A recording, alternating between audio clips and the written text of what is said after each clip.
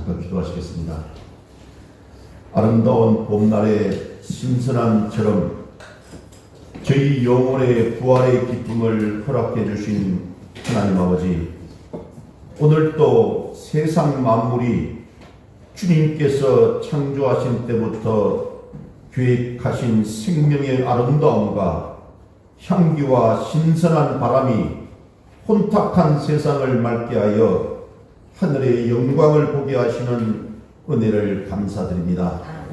죄악 때문에 타락하여 죄인의 모습으로 살아가는 인간들을 하나님의 형상으로 회복시켜 주시고자 교회를 세우셨사오니 그 뜻대로 되는 교회가 되게 하여 주옵소서. 우리 사랑하는 성도들의 마음속에 새 은혜로 덧입혀 주옵소서. 예수를 사랑하고 영혼을 사랑하는 마음으로 뜨겁게 하셔서 이 지역에 영혼 구원의 싹이 트게 하시고 꽃이 피게 하여 주옵소서. 교회를 위하여 헌신하는 많은 성도님들에게 육신의 강건함과 충성이 주는 하늘 축복이 가정마다 있게 하시고 살아계신 주님을 체험하는 놀라운 감동이 충만하게 하여 주옵소서. 부활의 기쁨을 맛본 제자들이 두려움을 이기고 강하고 담대하여 부활의 증인으로 헌신했던 것처럼 저희도 그 길을 따르게 하여 주옵소서. 우리 모든 교회 공동체 일원과 조화를 이루며 하나님의 뜻을 이루어가는 겸손한 마음이 강물처럼 저희 교회와 가정에 임하게 하여 주옵소서. 교회를 위하여 헌신하는 손길들 그 수고를 기억하여 주시옵고 가장 좋은 것으로 축복하여 주옵소서. 감사드리옵고 예수님 이름으로 기도드리옵나이다. 아멘. 아멘. 할렐루야. 아멘. 여러분, 어제 많이 쓰셨습니다. 어제 여러분 모두 기도해 주시고 또 몸소 이렇게 참여해 주시고 헌신해 주신 덕분에 우리 이웃 돕기 우리 바자회가 정말 은혜 가운데 잘 마치셨습니다. 여러분 다시 한번 감사드리고요. 우리 옆에 있는 분들에게 한번 인사 한번 하고 갑니다. 자, 수고 많이 하셨습니다. 감사합니다. 자, 시작. 수고 많이 하셨습니다. 감사합니다. 고맙습니다. 네. 자, 우리 손을 내밀고 축복합니다. 자, 사랑합니다. 축복합니다. 시작. 사랑합니다. 축복합니다. 아멘. 아멘. 네. 저는 오늘 고린도전서 15장 12절에서 19절 말씀을 중심으로 죽은 사람의 부활이라는 제목으로 함께 말씀의 은혜를 나누기를 원합니다. 목사님, 지난주가 부활절인데 또 부활 설교하십니까? 라고 하는데 부활이 너무나 중요하기 때문에 오늘 또 부활에 관한 설교를 합니다.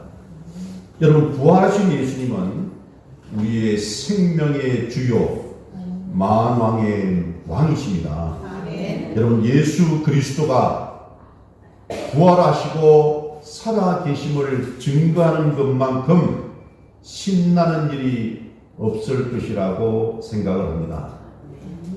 근데 여러분, 좀 부활의 분위기에 어울리지 아니하는 것 같지만 부활의 기쁨과 소망을 나누기 위해서는 피할 수 없는 주제가 죽음이라는 것입니다. 오래전에 나온 모리와 함께 한 화요일이라는 책이 있었습니다. 아마 여러분 읽어보신 분들도 계실 것입니다. 운동세포가 파괴되어 가는 불치의 병을 앓고 있는 모리라는 노 교수님이 이제 죽음의 날을 카운트다운하고 있는 그에게 제자 중 한 사람이 매주 화요일마다 찾아와서 함께 인생을 논하는 그런 내용을 담은 아주 아름다운 그런 글이 있는 책입니다. 저는 그 가운데 제가 인간적으로 공감하는 말이 있었습니다. 그 책 내용이에요. 사람들은 모두 다 죽게 된다는 것을 알고 있지만 자기가 죽는다는 것을 믿는 사람은 하나도 없네. 만일 자기가 죽는다는 것을 진실로 믿는다면 사람들은 금방 딴 사람이 되고 아마도 하루하루가 보람있고 가치있게 살아가게 될 걸세라고 모리 교수가 말합니다. 여러분, 어쩌면 우리 의식 깊은 곳에 숨겨져 있는 생각을 드러내는 의표를 찌르는 말이라고 저는 생각합니다. 사람들은 죽음을 인정하면서도 자기 것이라고는 수긍하지 않습니다. 이처럼 죽음이라는 것은 남의 이야기처럼 듣는 사람에게 예수님이 부활하셨다는 사실이 뭐 그렇게 대단히 기쁜 소식이 될 수 있느냐라고 말하는 분도 있을 수 있습니다. 죽음을 자기 것으로 받아들이는 겸허한 자세가 있을 때 예수님이 다시 사셨다는 것, 부활하셨다는 것은 엄청난 기쁨이고 소망을 불어넣는 메시지가 될 수 있다는 것을 믿으시기 바랍니다. 여러분, 죽음은 어느 누구도 아무도 거역할 수 없는 현실입니다. 너무나 자연스러운 것입니다.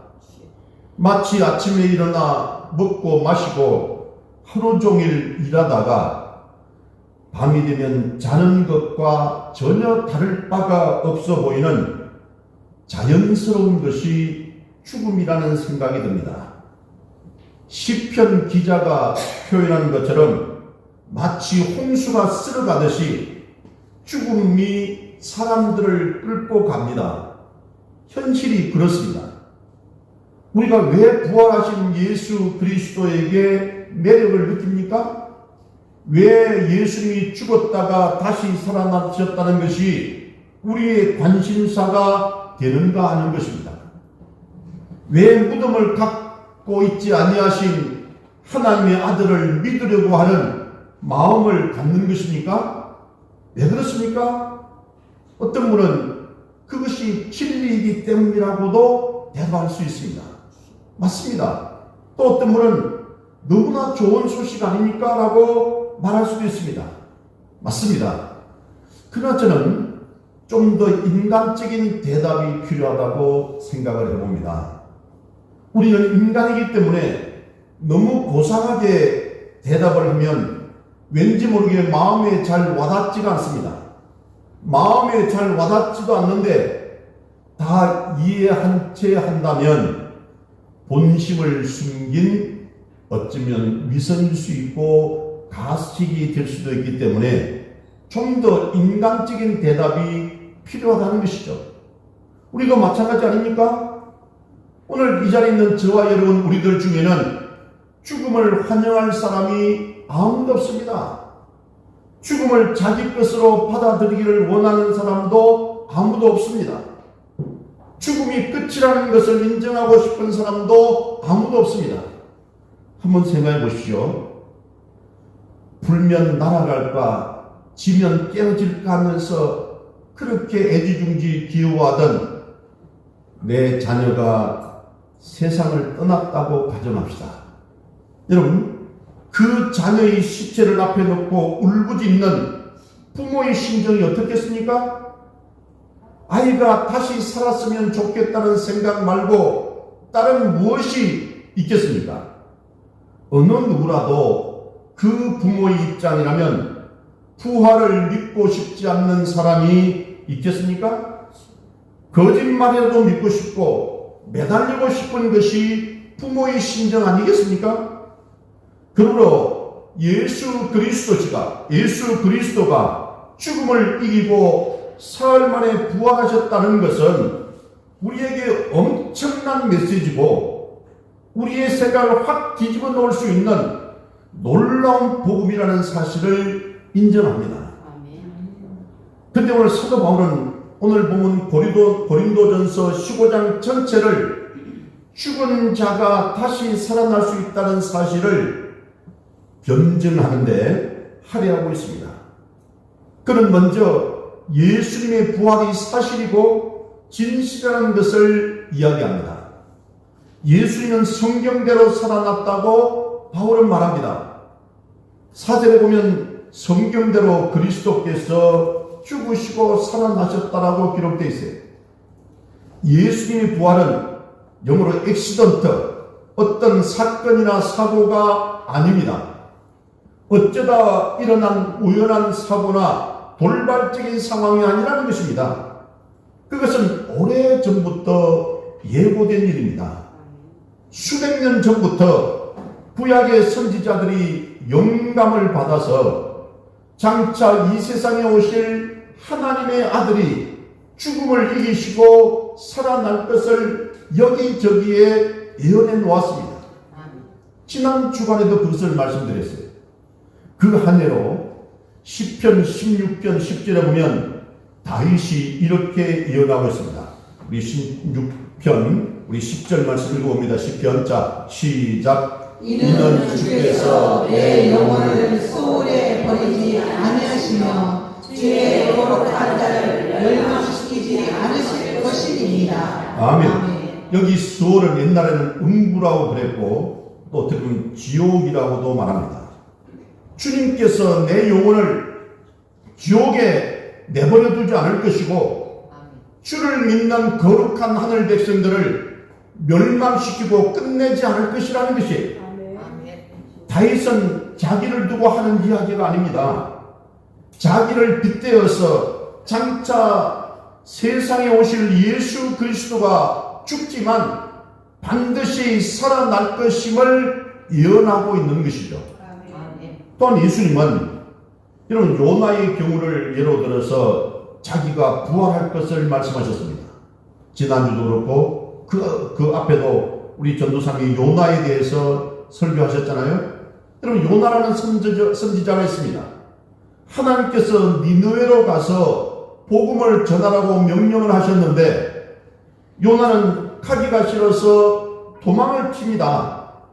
도망을 치다가 하나님의 징계를 받아서 결국 바다에 빠뜨려지는 절망적인 그런 상황이 되었습니다.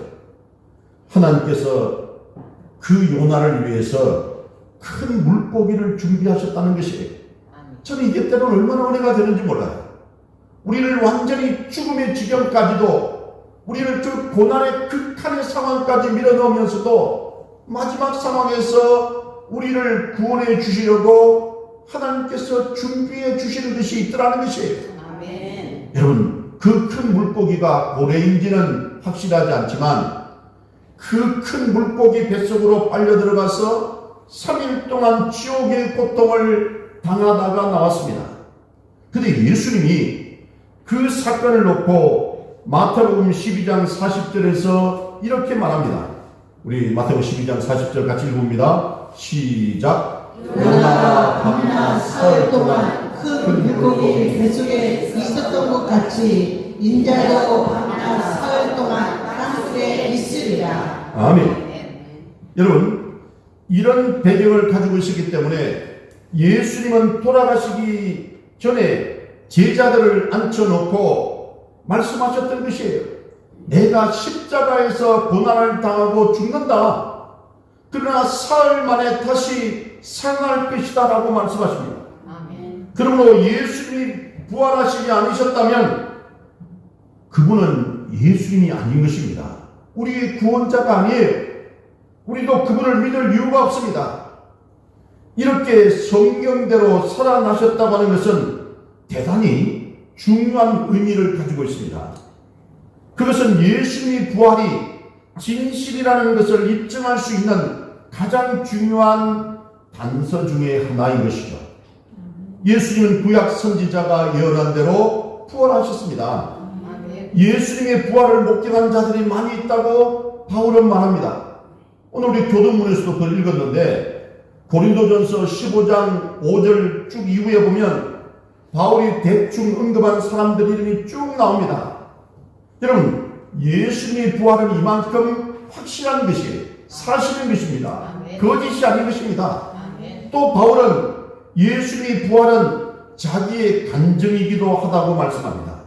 그게 보면 제일 마지막에 본 사람이 누군가라고 묻는다면 바울 자신이라고 간증하고 있는 것이, 우리가 잘 아는 것 같이 바울은 예수 믿는 자들을 핍박하려고 이를 갈면서 다메섹을 향해 가는 사람이었습니다. 여러분, 그때 갑자기 부활하신 예수님이, 원래 바울의 본래 이름이 뭐였습니까? 사울이었습니다. 사울아 사울아 하면서 예수님이 그를 찾으셨습니다. 그래서 그 사울은 그의 영광스러운 그 빛 앞에, 예수님의 영광스러운 빛 앞에 꼬꾸라졌습니다. 간신히 눈을 뜨고 부활하신 주님을 바라보았습니다. 주여 누구시니까? 여러분, 아무도 없는데 누구냐고 물었겠습니까? 그것은 아니죠. 분명히 바울만이 본 예수님의 실체가 있었다는 것입니다. 주여 누구시니까? 그러니까 저쪽에서 나는 내가 핍박하는 나사렛 예수니라 라고 그렇게 말씀합니다. 그 다음부터 바울은 숨만 쉬고 있었지 제정신이 아니었어요. 얼떨결에 바울이 이렇게 말합니다. 주여 나는 지금부터 어떻게 해야 합니까? 이렇게 부활하신 예수를 만난 후 드디어 사도 바울이 탄생한 것입니다.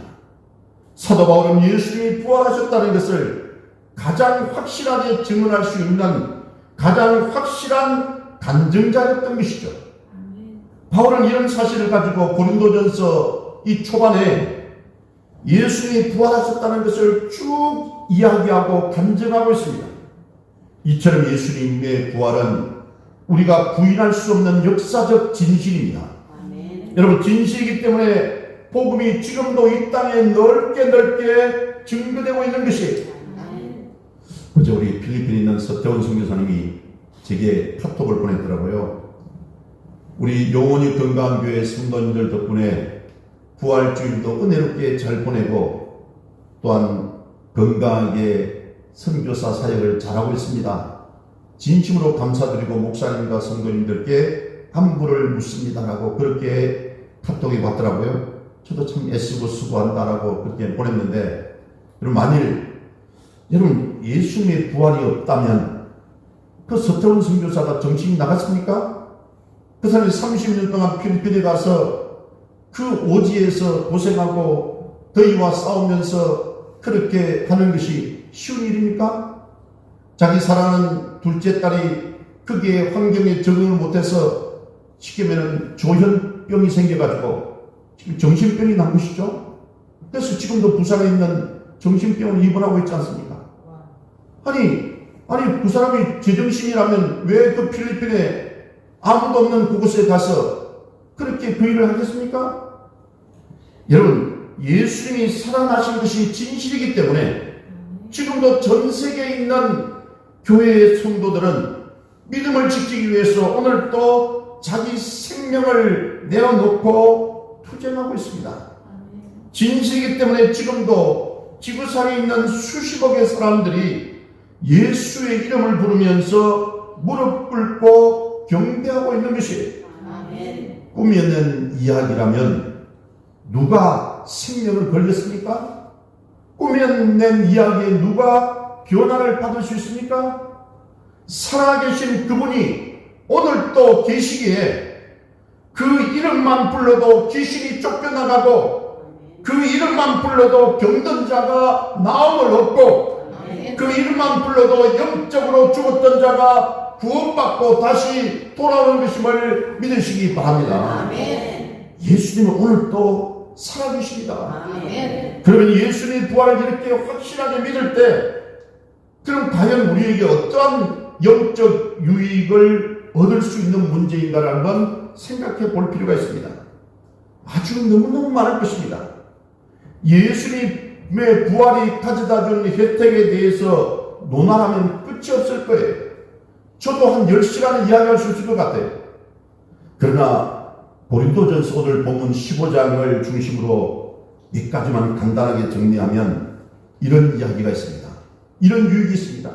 첫 번째는 죽은 자가 다시 살아날 수 있다는 가능성을 예수님의 부활이 우리에게 믿도록 했다는 것이에요. 여러분, 인류 역사상 죽었다가 살아난 사람이 상당수 있습니다.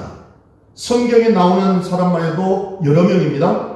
수넴 여인의 아들이라든지 또는 야이로의 딸이라든지 또는 나사로라든지 이렇게 여러 명이 있습니다. 그러나 사람들은 한 번 죽었다가 살아났지만 또 죽었습니다. 그렇죠? 죽었다가 다시 살아나서 영원히 죽지 아니하신 분은 오직 예수님 한 분밖에 없었습니다.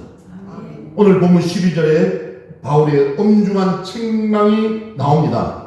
우리 고린도전서 15장 12절 같이 읽습니다. 시작. 그리스도께서 죽은 자 가운데서 다시 살아나셨다 전파되었거늘 너희 중에서 어떤 사람들을 어찌하여 죽은 자 가운데서 부활이 없다 하느냐. 아멘. 너희 중에서 어떤 사람들 어째서 죽은 자 가운데서 부활이 없다라고 말하느냐. 예수를 보라. 죽은 자가 살아날 수 있다. 죽음은 절대로 끝이 아니다라고 말하면서 죽은 사람의 부활을 자신있게 논증하고 있는 것입니다. 이것이 얼마나 우리에게 큰 소망을 줍니까? 오늘 이 자리에 있는 저와 여러분은 모두 다 죽을 것입니다. 그러나 예수님의 부활은 우리에게 소망을 준다니까요. 무슨 소망입니까? 죽어도 다시 살아난다는 소망이에요. 성경이 말씀하는 기본적인 이 진리를 가슴이 뭉클할 정도로 감격스럽게 받아들여야 되는 것입니다.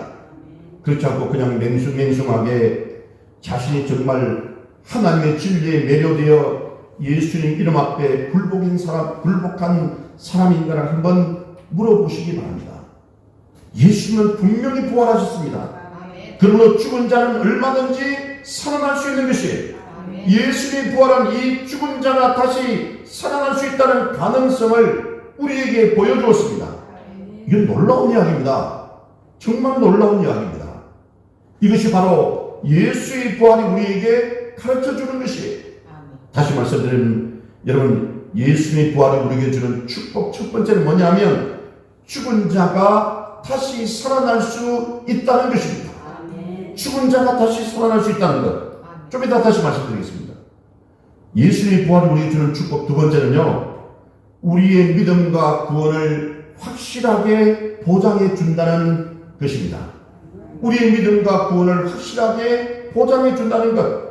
오늘 본문 17절에서 19절까지의 내용 중에 재미있는 말씀이 나옵니다. 만약 예수님이 부활하시지 못했다면 우리의 믿음도 헛되고 믿어봐야 소용이 없다는 것입니다. 또 우리에게는 하나도 용서받지 못하고 그대로 남아있다는 것이에요. 여러분, 우리 17절, 19절 같이 한번 읽어볼까요? 자, 시작. 그리스도께서 다시 살아나신 일이 없으면 너희의 믿음도 헛되고 너희가 여전히 죄 가운데 있을 것이요. 또한 그리스도 안에서 잠자는 자도 망하였으니 만일 그리스도 안에서 우리가 바라는 것이 다만 이 세상의 삶뿐이면 모든 사람 가운데 우리가 더욱 불쌍한 자이리라. 아멘. 여러분, 이것은 무슨 말입니까? 예수님이 만약 죽은 자 가운데서 다시 살지를 못했다면 우리보다 먼저 떠난 사람들은 좋은 믿음을 가지고 떠났더라도 다 소망 없는 사람들이라는 것입니다. 어디가 있을지 뻔하다는 거죠.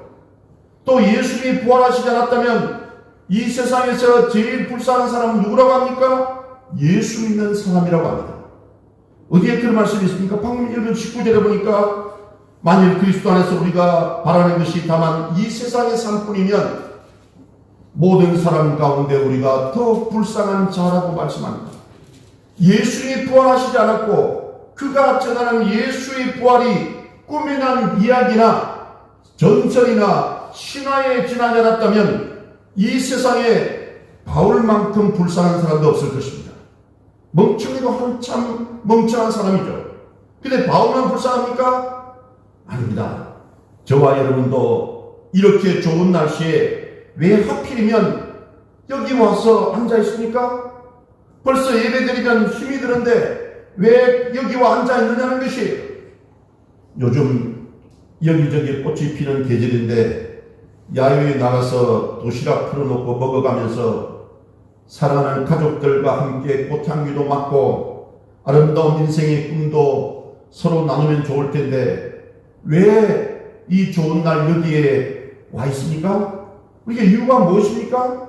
왜 여기에 와 있느냐는 것이, 예수님이 부활하셨기 때문에 우리가 여기 와 있는 줄로 믿으시기를 바랍니다. 아멘. 만약 예수님이 부활하셔서 살아계시지 않았다면 저와 여러분은 사실 웃기는 사람들입니다.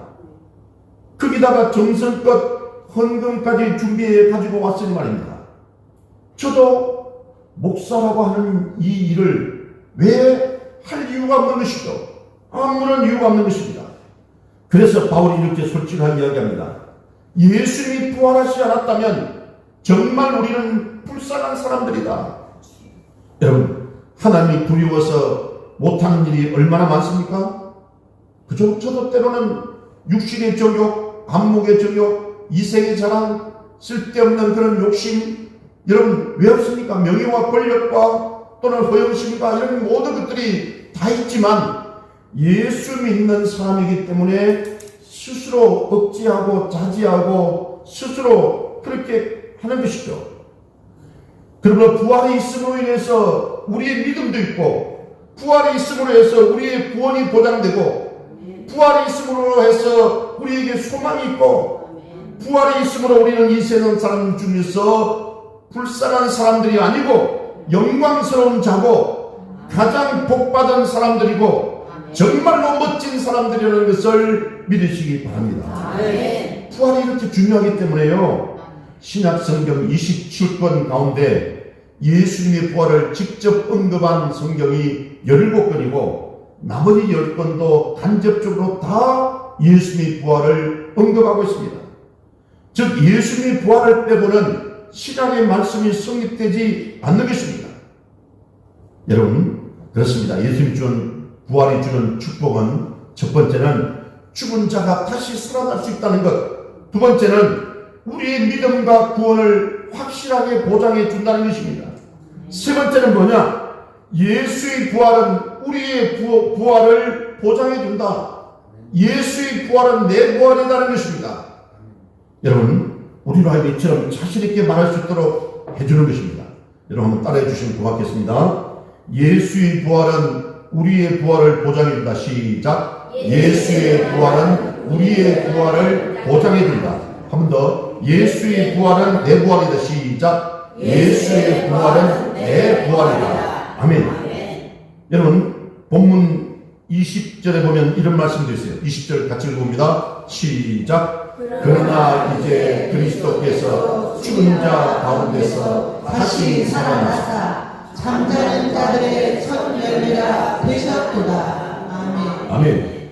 잠자는 자들이란 누굴 말합니까? 이미 세상을 떠난 죽은 자들을 말합니다. 앞으로 우리가 죽어도 잠자는 자들이라고 말합니다.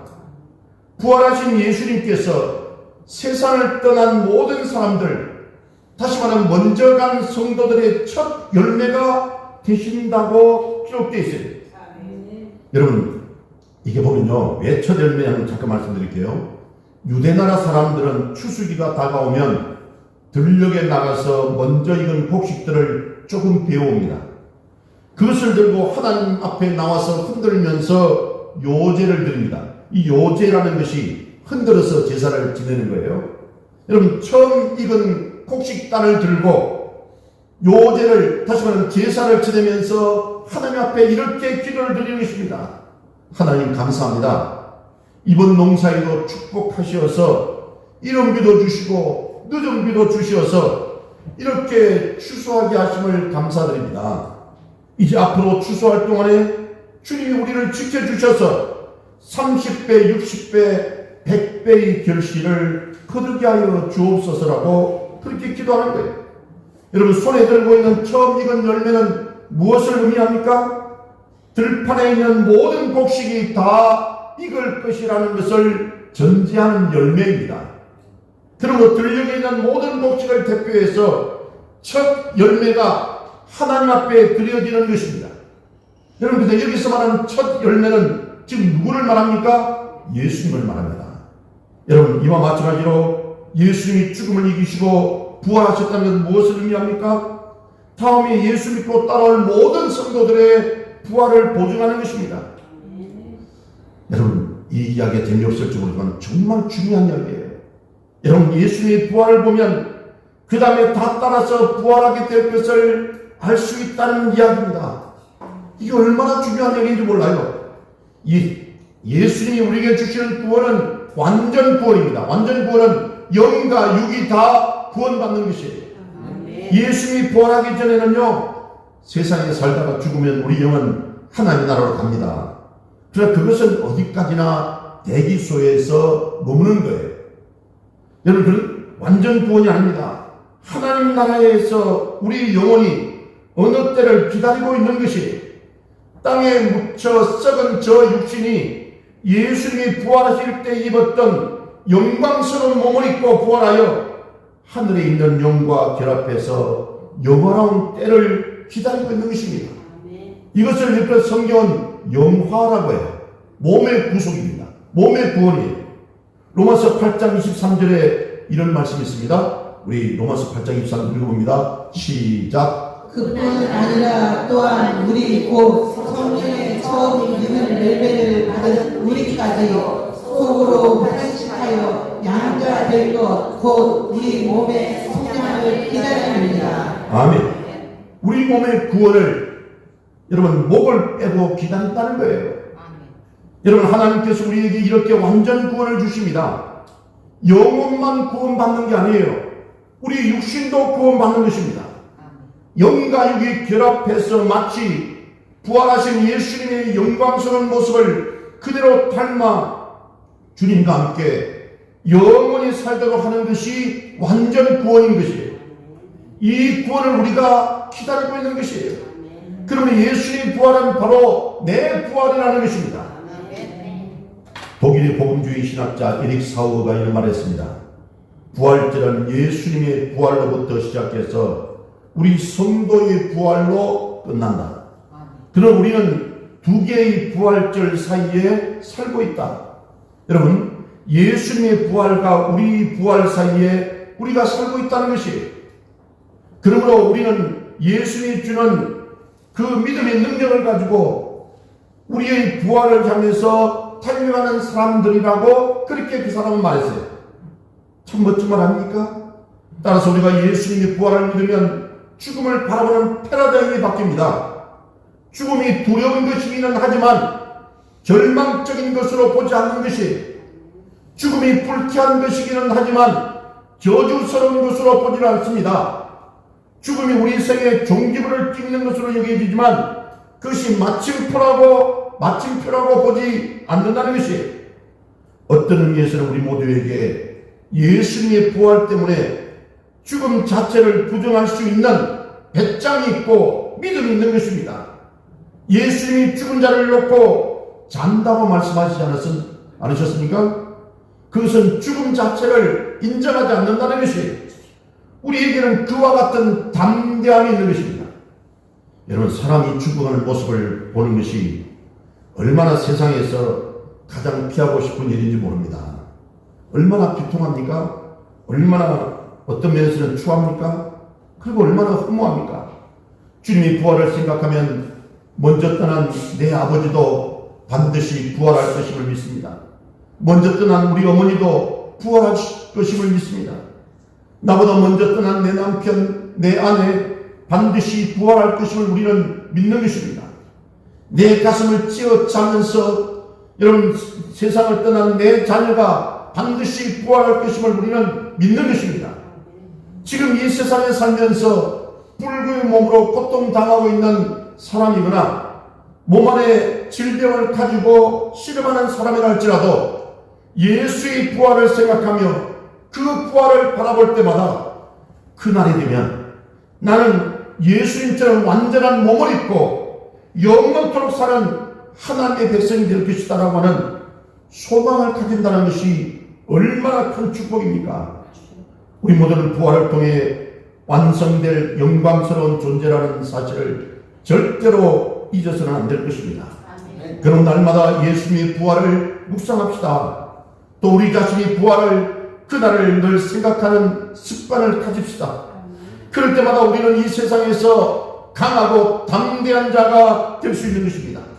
죽음 앞에서도 두려워하지 않고 겁먹고 쫄지 않을 수 있습니다. 여러분, 이렇게 부활에 대한 가능성을 길게 변증한 사도 바울을 끝으로 우리를 향해서 이렇게 교훈하고 있어요. 오늘 보면 뒤에 있는 고린도전서 15장 57절 58절 읽어보고 마무리하겠습니다. 자, 57절 58절 시작. 우리 주 예수 그리스도로 말미암아 우리에게 승리를 주시는 하나님께 감사하노니 그러므로 내 사랑하는 형제들아 견실하며 흔들리지 말고 항상 지혜에 더욱 힘쓰는 자들이 되라. 이는 너희 수고가 주안에서 헛되지 않은 줄 아니라. 아멘. 정말 중요한 말씀입니다. 사랑하는 무슨 말씀입니까? 예수의 부활을 생각하고 날마다 감사하면서 살아가는 것입니다. 예수의 부활을 생각하고 절대로 신앙이나 삶이 흔들리지 말라는 것이 견고하게 중심을 잡고 살아가는 것입니다. 예수의 부활을 생각하고 주님께 더 봉사하고 헌신하는 이야기입니다. 우리가 돌아갈 고향은 내가 태어난 그런 육신의 고향이 아닙니다. 우리가 돌아갈 고향은 저와 여러분은 이 세상 사람이 아니에요. 이 세상의 고향으로 가는 게 아니에요. 이미 부활하신 예수님처럼 우리도 부활해서 영가육이 완전히 구원받고 저 천국에서 영원한 생명을 누리고 안식을 누릴 뿐만 아니라 하늘의 상급을 누리면서 축복받는 하늘나라 백성이라는 것을 믿으시기를 바랍니다. 그렇습니다. 하나님께서 그래서 우리 모두에게 이 부활의 기쁨과 부활의 소망과 부활의 능력을 가지고 날마다 샘솟듯이 우리가 자신감을 가지고 이 험한 세상을 믿음으로 이겨나가는 믿음의 승리자가 되시기를 주님 이름으로 축원합니다. 아멘. 기도하십니다. 좋으신 하나님 아버지, 참으로 감사합니다. 너무나도 연약하고 부족한 저희들, 죽음이 끝이 아니라 죽음이 새로운 시작이고 우리도 이미 부활하신 예수님처럼 우리도 영과 육이 부활해서 저 영원한 천국에서 영원한 생명을 누리며 안식과 상급의 축복을 받는 하나님 나라 백성이라는 것을 잊지 않게 하여 주시옵소서. 감사드리옵고 예수님 이름으로 기도드리옵나이다. 아멘.